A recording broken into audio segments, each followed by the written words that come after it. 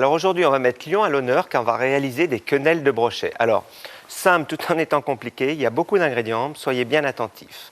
Première des choses, s'occuper de la farce. Alors je me suis un peu avancé, où j'ai déjà haché de la chair de brochet. Alors la particularité, c'est de bien hacher d'abord la chair au moulin à viande comme ceci, vous voyez, ou à poisson évidemment. Donc là, ce qu'il faut, c'est bien la hacher finement, sans qu'elle chauffe, il faut être assez rapide. De la même manière que j'ai haché ici de la graisse de rognon. Hein, on voit bien de la graisse de rognon bien fine pour pouvoir la mélanger après avec le reste des ingrédients. Donc voilà pour ce qui est de la chair. Je vais pouvoir retirer ça, mettre de côté.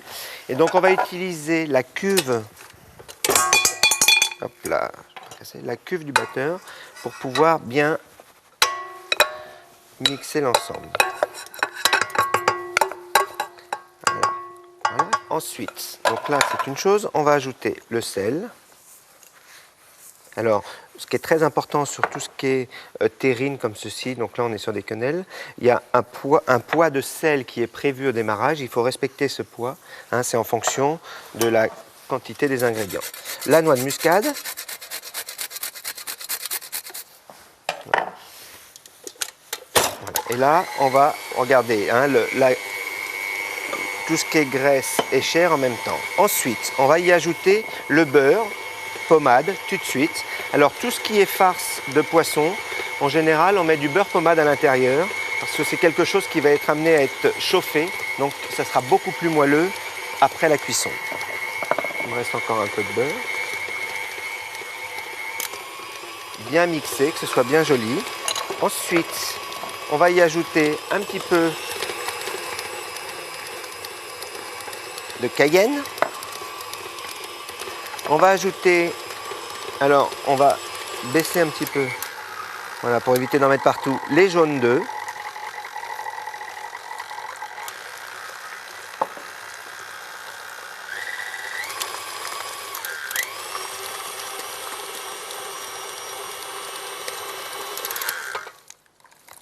Et les blancs. Alors attention de ne pas en mettre partout.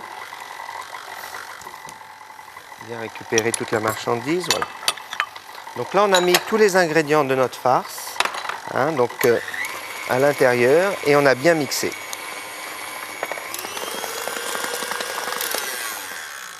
On va bien corner les côtés. Donc ça c'est un premier élément des quenelles. Ensuite, ce qu'il va falloir que l'on réalise, voilà, je vais le laisser comme ceci tranquillement. Maintenant, on va s'occuper de ce qu'on appelle la panade. Alors la panade, c'est tout simplement une pâte à choux où là, on a fait bouillir du lait avec à l'intérieur du beurre et j'y ajoute, une fois que ça bout, la farine. Alors en une seule fois, vous voyez, vous mettez la farine et on va travailler ça un peu comme une pâte à choux. Bien mélangé, que ce soit bien homogène. C'est cuit à partir du moment où ça se détache de la casserole. Voilà, bien mélangé. Alors, toujours avec un peu de chaleur en dessous, il faut bien mélanger. Voilà. Vous voyez, ça forme une boule, ça commence à se détacher. Donc là, on est impeccable. Il nous reste à ajouter, donc je me rapproche ici, on va les jaunes et l'œuf.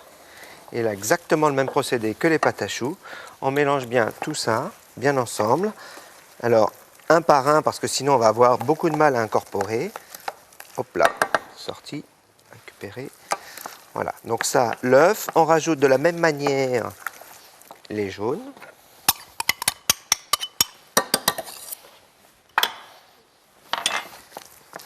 Et on mélange. Une fois que tout ce mélange est bien homogène, bien joli, il faut surtout, et ça c'est très important, le faire refroidir. Alors, on le fait bien refroidir et il ne nous reste plus qu'à l'incorporer ensuite à notre mélange de farce qu'on a réalisé tout à l'heure. Hein, donc, d'un côté la chair, de l'autre côté la panade. Donc là, je ne le finis pas complètement parce que bien évidemment, j'ai déjà une préparation refroidie. Donc là, je vais chercher au réfrigérateur. Et donc là, j'ai le mélange, donc farce, graisse et panade. Donc là, on peut dire que nos quenelles sont presque finies, presque prêtes. Alors, j'ai pris soin, je Je vais retirer ici de faire une sorte de petit courbouillon avec un peu d'ail, du thym, hein, dans un fumet de poisson bien corsé. Et donc là, on utilise des quenelles. Alors, il existe des cuillères à quenelles, hein, vraiment ça c'est typique, des grosses cuillères bien longues. Alors, on peut aussi faire ça avec des cuillères à soupe, tout simplement. Alors, vous voyez ce que vous faites, c'est que quand votre appareil est bien froid comme ceci, vous faites bien chauffer votre cuillère. Et voilà, regardez, vous faites glisser comme ceci, bien autour. Alors, bien belle. Alors, en général, elles sont très longues comme ceci. Et là, regardez, une fois qu'elle est comme ceci, vous la faites décoller légèrement et vous la mettez. Regardez, comme ceci. Allez, j'en fais une deuxième. Regardez, le geste est très simple. On part d'ici, on fait glisser comme ceci. Comme ça, elle est bien ronde et bien belle. Voilà. Un peu de chaleur, on décolle. Et là, on les fait pocher tranquillement, comme ceci. Alors, une bonne quinzaine de minutes, suivant la grosseur, dans un bouillon. Bien tranquillement, en prenant soin de les retourner régulièrement. Alors, bien évidemment, comme vous avez pu vous en apercevoir, c'est un petit peu long. J'en ai évidemment déjà de cuites. Alors ici, je vais récupérer ma cuillère. Et alors, voyez, une fois qu'elles sont pochées, donc j'en avais déjà faites, mais un peu plus petites, ça donne ce résultat. Donc elles sont pochées, cuites, bien belles. Donc là, ce que l'on va faire, c'est qu'on va tout simplement utiliser une sauce. Alors, on récupère le fumet de poisson, qu'on lie légèrement, avec un petit peu de farine, un petit peu de beurre, et on le crème. Et ça nous donne une bonne sauce crème comme ceci. Alors, ce que l'on fait, c'est qu'on dépose nos quenelles à l'intérieur du plat, et on récupère notre sauce, et on les nappe comme ceci. Et une fois qu'elles sont nappées, qu'est-ce que l'on fait? On va tout simplement les enfourner dans un four très chaud, à peu près à 180 degrés, pour qu'elles gonflent et en général, elles doublent de volume. Alors, j'en ai évidemment déjà de prêtes. Elles chantent, regardez, si c'est joli. Voilà, des quenelles en 6 minutes, hein, c'est un bel exploit. Moi, je vous souhaite une très bonne dégustation et il ne me reste plus qu'à vous dire à demain pour une nouvelle recette.